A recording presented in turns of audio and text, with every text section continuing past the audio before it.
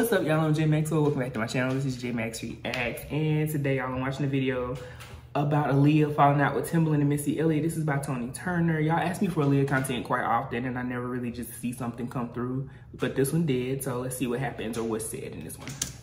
Ever since her sophomore album release, One in a Million, Aaliyah, along with Timbaland and Missy Elliott, were known as a dream team. But as time went on and each of them reached greater heights in the industry, everything wasn't always so dreamy. And unfortunately, we weren't talking when she passed. She wasn't talking to Timbaland, or I think her and Missy fell out as well. But we still had love. Everyone was still loving. Bothers me the most about the live, the death, we just got in an argument. And I never really got to say I'm sorry. But when I was about to say, you know, how are we even tripping?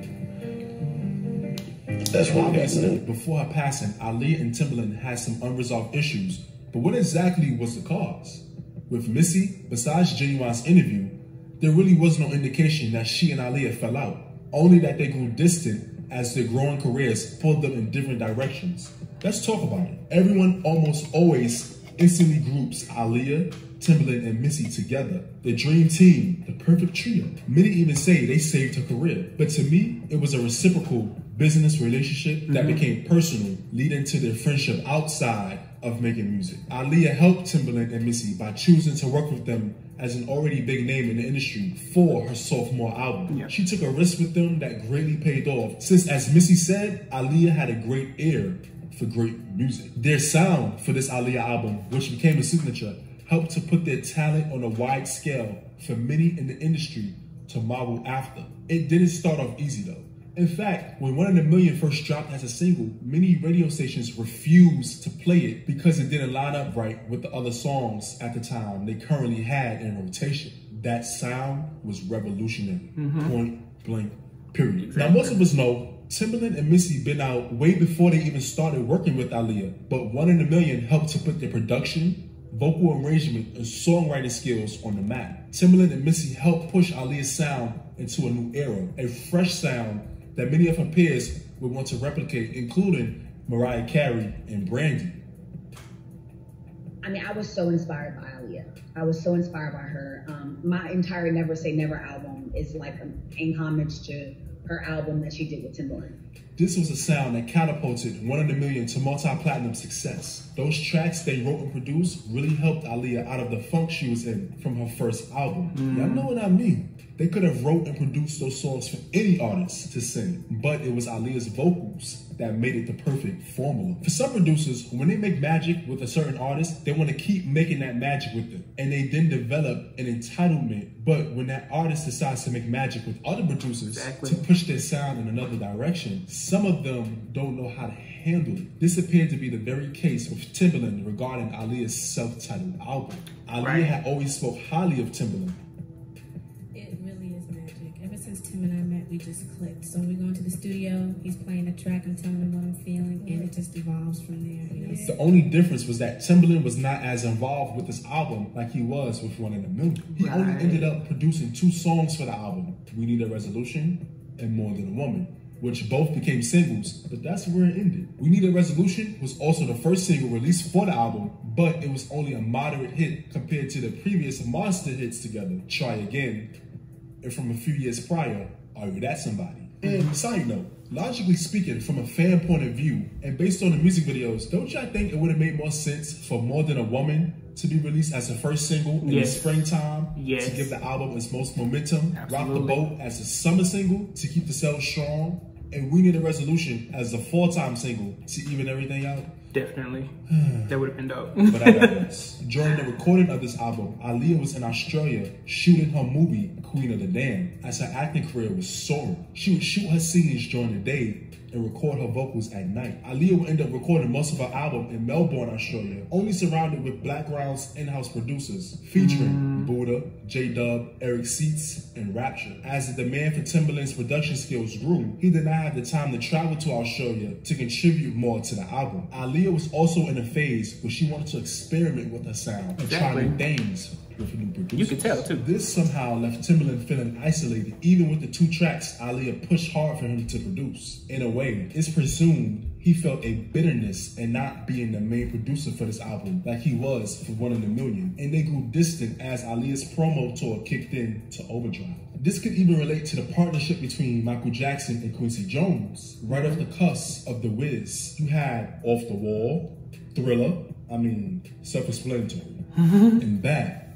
All great albums, all great bodies of work, all major successes that Quincy still gloats about to this day. However, when Michael decided to switch creative directions for his Dangerous album and use more current producers at the time, like Teddy Riley, Quincy developed a bitterness and shaded the album as Michael just wanted to chase the charts. In regards to Missy, something noticeable is that she only had one contribution to Aaliyah's last album, the song I Care For You. The most ironic thing is that the song was done during the 1 in a Million recording sessions, but was later held until this album. So technically, Missy and Aaliyah did not work together at all for the album. This may lead to speculation of a failing friendship, which melted over into the business side of things. Yet, the true culprit was their grueling, conflicting schedules. Missy had just released her album, So Addictive, a few months prior. It was literally booked and busy. When she wasn't producing and writing for herself, she was producing, writing, and managing for other artists, so her plate was really full. Aaliyah's longtime collaborator, Static Major, had taken the role of being a prominent songwriter for the album, and Missy's schedule also did not allow her to fly to Australia. Nevertheless, the love between Aaliyah and Missy seemed to remain mutual, even with their careers pulling them apart. As mentioned in the previous video, by this time, you barely saw Aaliyah hang out with any other Super Friends group. Their close-knit bond had started to dwindle as label demands further separated them. Before Aaliyah, Timbaland, and Missy could come together again, it was too little, too late. In the days after Aaliyah's passing, Missy, Timbaland, and Genuine would come together at the 2001 VMAs to pay tribute to Aaliyah, along with Janet Jackson and her brother, Rashad. All very visibly and deeply sad and hurt, as it was all still so fresh. But their tributes would not stop there. A few weeks later, Missy would release the single Takeaway with this accompanying music video featuring Genuine and Tweet. This was all in dedication for Aaliyah, and it had a very somber tone until the end of the video. How many of y'all remember the slight controversy this video had when at the end, Missy started rapping, "This is for all my people, this is for all my people," in a more upbeat tone with people partying in the background. This was Missy's attempt to lift people's spirits after 9/11. However, many felt like this mirrored real life, as some would say 9/11 overshadowed Aaliyah's passing, even though it happened almost 3 weeks after. The Mystery video was another tribute done for Aaliyah. Released as a posthumous single, the video showcased Aaliyah's friends and peers all lip-syncing to her lyrics. It should be noted that Timbaland was a no-show, while Missy was there front and center with Little Kim wearing a jacket with Aaliyah's face on it. Missy stayed going hard for Aaliyah. Maybe there was a reasonable explanation for Timbaland not being in the video, but it did always stand out. From then on, Missy also made sure to feature Aaliyah in her following music videos, such as Work It and Gossip Folks. Throughout the last 20 years, Missy continued and still continues to rep hard for Aaliyah, always shouting her out during her award acceptance speeches and via social media. Timbaland has also followed suit, although in comparison to Missy over the last 20 years, the efforts have not been the same. Now, like it's always said, everyone grieves and gives tributes in different ways, but that was something worth noting. Another situation some fans point out is when it came to Aaliyah's unreleased catalog. Back then, Missy and Timbaland seemed kind of indifferent and nonchalant about it. Eventually, out of nowhere, Drake was in a position where he was able to buy her catalog and make new music. He went on to scrap the project because of the major backlash, but some often wondered, why couldn't Timbaland and Missy buy her catalog, being her close friends and collaborators? Just for more context, as some of us know, the legal issues around Aaliyah's music were abundant, and Aaliyah's uncle Barry Hankerson was not on the best terms with either of them. Regardless, even with the hassle of the music industry and the rift it could have put on the friendships between Aaliyah, Timbaland, and Missy, they all made legendary music together that will last a lifetime. Please don't forget to comment, like, subscribe, and hit the notification bell.